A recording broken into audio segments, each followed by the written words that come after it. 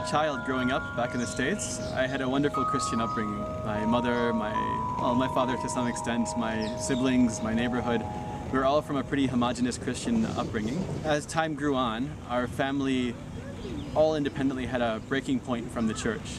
It wasn't like we stopped believing in God or in Christianity even for that part, but we felt that something about the organized church didn't fit any of us. So that was when I went off in more of an exploratory mission of my own. And at that point I started searching about different religions, including Judaism, Christianity, and Islam. I stayed to, as it would seem, as the Ahl al-Kitab, without even knowing it. I didn't look in much beyond that. I was somewhat intrigued by going to North Africa, and I was offered a position in Tunisia. The community in the West wasn't exactly, it wasn't easy for me to make that transition. Many of them said things about Africa or about very tribal regions and Arabs, and I didn't listen. I came anyways, and alhamdulillah, I found people in Tunisia who maybe not, they didn't really tell me everything about Islam. It wasn't a place that a foreigner comes and learns about the religion too much. But I did find people there who were so kind, and they would show me the sincere generosity that I only found in this part of the world. Not saying it doesn't happen everywhere, but for some reason Tunisians really demonstrated to me that there's something deep in their culture, something very, very, very well established that was central to all the people.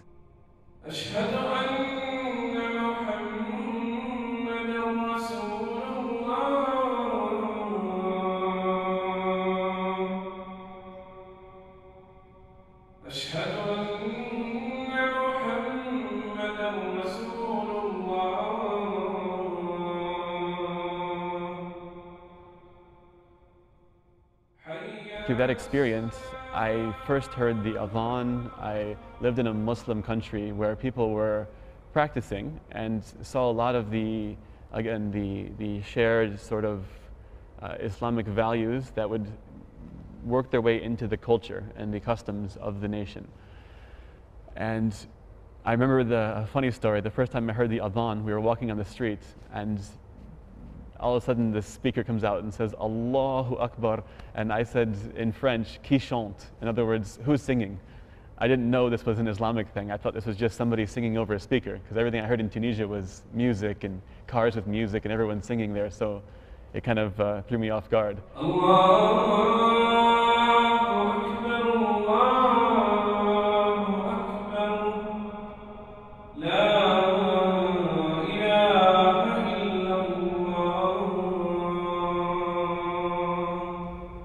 When I was in the university, I studied a bit of Islam, and I felt that Islam was something a bit pure but different. So I never had any bad thoughts of the religion or the people, but I felt it was way too different for me. It would have been maybe looked down upon by my community. It would have been a huge lifestyle change. It was much more strict than the loose style I was used to. So I learned a lot about the religion in the university, and I had interaction with Muslims in the university, and then also in Tunisia, in Dubai, in Bahrain, Oman, all over the Gulf as well. But nothing really caught my attention until I read a book by a man from Iowa. It's a state in the US, Iowa. He was living in the UK, I believe, and wrote a book called A Brief History of Nearly Everything. So it was a scientific book that mapped out basically what we know. And after I look at it, I would say, wow, it's amazing what we know. Subhanallah, people really know a lot of information. And then at the end of the section, he'd always say, but this is less than 5% of what's actually out there. So I kept reading it. It's a huge book. It's something like, I don't know, 800 pages or something. It goes through the whole history of the world. And it hits on every topic that you could say was created by God, or one could say is what science is trying to figure out what it actually means. And I just kept coming to the same point. God has to have done everything for us, because we can't even replicate or learn what He's given us in a clear way. There was one part in the book that caught me. He said we can go to the Amazon in South America and shake a random tree. And the act of shaking that random tree hard enough, something will fall out of that tree that we've never heard of before, we've never documented before in human existence. It's that easy. I had friends, mostly living here in Dubai and in the Gulf. Like I said, I lived between Dubai, Bahrain, Oman, Tunis, with a lot of visits to Egypt and other countries in the region. And I asked all of them questions, to the point where people would tell me, stop asking questions because you're just going to stop yourself from making the next move in your life. If you're asking like, why do women have to cover in a certain exact way? It's a negative question about the religion. Instead of saying, why don't women cover in this way? Or why is it natural that women look at this way? Look at the whole picture of everything in life. Don't just ask the questions that are weird about Islam and keep questioning that over and over again. And so I started learning a little bit more on my own at that point. I realized that me asking everybody else would only give me an impression of what they know and what they might see as beneficial for me. But religion isn't about you and everybody else only. It's about you and your own search through your heart to find what really means something and what's going to better your life. As soon as I started doing that, I started almost like shaking, sweating, not in the moment, but when I would start to read on my own and start to learn on my own and start to be just alone in my room, and I felt this incredible pressure. And the society never made me feel pressure. I'm kind of an independent soul. I don't always feel pressure from the society, but all of a sudden I had this intense pressure. I don't know what it was. I bought a prayer rug. I was living in the Middle East at this point, so I had access to mosques, to information, to everything. I went and bought a prayer rug. I grabbed some books from this centers that would give you some English references, went on the internet and started going to Wikipedia and everything and looking at more comparative information. And at some point I realized I'm not going to learn it all. There's no way to learn it all. You either have a moment, you take the moment, or you miss the moment. And in this moment I realized that I could die tomorrow. I could miss my chance and never have it again. In retrospect, now I know it's the dunya or the akhirah, and I was looking at the dunya with so much remorse that I would miss this. The little things that I don't even care about, like drinking a beer or having a pork chop, the little things that are so meaningless, consume your mind. You don't want to give these things up, but you feel this pressure to do something that's much, much, much more important. I think I dwelled on that for about a week, and then I just said, I'm not going to risk any of this for anything. I've always had so much faith. This is something new, but it's not different. It's new in a way, it's reborn in a way, but it's the same as I was born with. It's nothing different at all. And I said the Shahada at that point, all by myself, in my room, cornered, and tried praying as best as I could without really knowing anything. At that moment was when I really gave up. That was when I submitted. That was when I said, anything in this life is meaningless because it could all end tomorrow. And unless I prepare for what's going to happen after that, my life was without any meaning. It was just me having fun, living, enjoying, and it wouldn't have been substantive. We're now at Saif's house. I met her when I went for Umrah.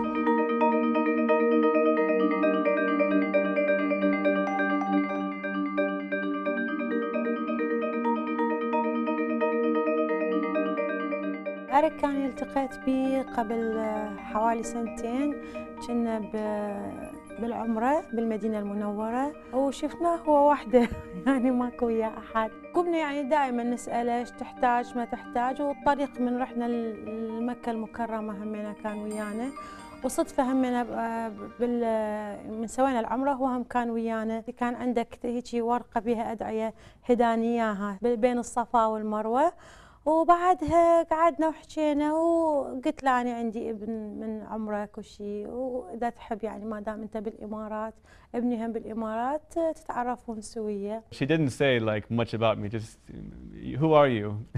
من أنت؟ you're Eric من وين؟ أمريكا. ما شاء الله مسلم. زين زين. يلا عندي ولد في مش ولد. عندي ولد في الإمارات. Please you must know him and get to know him better. He's good ما شاء الله in الدين and you can inshallah learn from him a bit better. أنا قلت نفس الشيء. أنا قلت المشكلة عندي في الإمارات. I don't know many people who are there to teach me more and to learn more from. So alhamdulillah she helped me from the very beginning. يعني هو أي شخص غريب تشوفينه وحده يعني أنت عجبك تضيفي ببيتك، ويعني أهله مو قريبين من عنده. هو مثلا صار مسلم الحمد لله والشكر، بس ما دخل بالعوائل. هو المفروض يتعرف عن حياة العائلة، يشوف تطبيق الإسلام بالعائلة. في شهر رمضان إحنا دائما في الغرفة الثانية. صغير غرفة وكل عربية. العائلة هناك مثل في البيت مش مثل في المجلس أو شيء كيف أقول وايد خاصة يعني if I'm with the family in the small room مثلا أنا واحد من العائلة مش أنا أجنبي أنا ساكن هناك وبس بزير هني أحيانا لا مثل بيتي.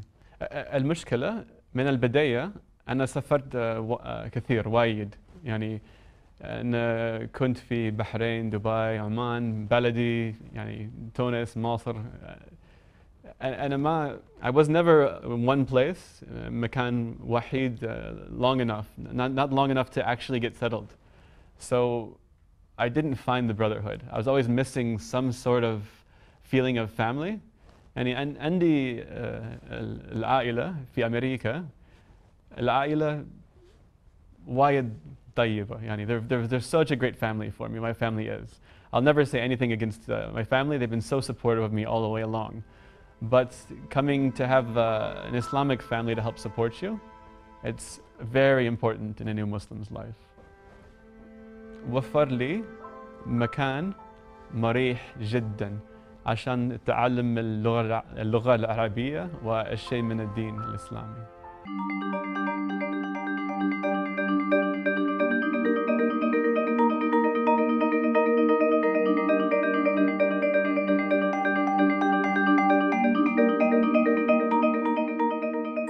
So right now we are headed to these homes that need some support.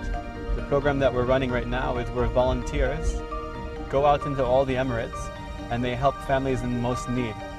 We start that by getting information from them, making sure that they are actually in need, finding the families from the network, the neighborhoods, the charities, and then we will basically go visit them and assess their needs in more detail. I got into this work when I was a bit younger. I used to do some versions of this in America, helping out people in Detroit and different areas.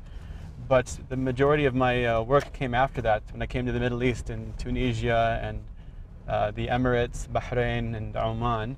We were doing a lot of youth development work. I found this to be a better path for me personally. It was more fulfilling than the field of business or getting into things that were just for profit. So I've actually been working for a non-profit sector for the last 6 or so years. Excuse me 1 second. The volunteers are all here. And we will be meeting them right now and going inside the homes. Yes, hi Ahmed. You're here? Yes, we're coming right in now, okay? Thank you very much, bye.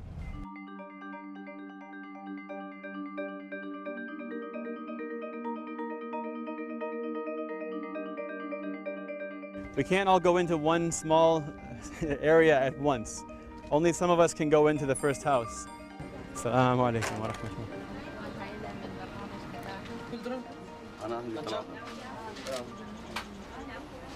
Is your family here? My son, their house. Your son house here, yeah. Yes? And you live here also or no? Yeah, I live there, this big house there. In this house over here. This your daughter here? They live in this room? Big room there. كم شهر؟ 7 شهور. شو المشكلة في البيت؟ يعني في بيت راتب 1500 فقط. في أبوك أمك أنت وعلي صغير صح؟ 4 أشخاص. Visa making company. كل البيت 1500 بس. No, he's cutting the giving 1500 is cutting for the visa. For the visa? Yeah. Every month 500 for the visa. So right now we have the volunteers everywhere running around visiting the families. We're going to basically continue to spread out throughout the area and take the information from the families. If they prove that they need extra things like a kitchen, like a sofa, a bed, as part of the program that the volunteers will come and put the mafrushat and all of the different items in the house, assemble them and help them basically. وما تفعلوا من خير يعلمه الله وتزودوا فإن خير الزاد التقوى واتقون يا أولي الألباب. Whenever it comes to learning or reading or the Quran or learning Arabic or even learning some very basic fundamentals on Islam, the first thing that I do is say, everything around me is in Arabic. So I have to learn Arabic first to get there. And then I say, this is my old me, by the way. Then I would say, okay, well, I have to learn Arabic, but everybody around me speaks English. Then I would keep saying, okay, my job requires me to speak some Arabic because it's a volunteer program with all locals. So I have to learn some Arabic for my job, but they're not funding my Arabic courses or giving me time off to support this. So everybody externally is not allowing me or forcing me or helping me too much along the way. That's the biggest struggle you find when you become a new Muslim. The individuals come and go. Some of them support you a little bit. Everybody says they want to help you, but maybe they aren't the right people to help you in the first place. But I forced myself a bit here and there to learn a lot more and to try to practice actually some classical Arabic, not just the slang that you pick up on the streets with the people and how to communicate, but learning a bit more about the original Arabic. Everything has been given to me. I'm very fortunate. I should not have to suffer just because I have to find a little different way of living my life or something I have to learn to live my life better. So little by little I've become a little bit stronger and more self-sufficient in terms of this and not depending on so many people to help me along the way, which is good and bad because it speaks worlds about what is my perception and my experience of the Muslim community, but also about how you have to really answer for yourself on the day of judgment and every day of your life. It's not about anybody else, it's about how you answer for yourself. She sells seashells by the seashore. مرحبا مرحبا الساعة شو اخبارك يا ريال؟ الحمد لله تمام الحمد لله انت وين ديارك؟ I try a little bit but not good, huh? أبى آكل مكبوس وسمك مكبوس بالسمك وايد جوعان احيانا بس اريد السلطه او شيء بسيط يعني الحين عيش سمك دجاج سمبوسه عيش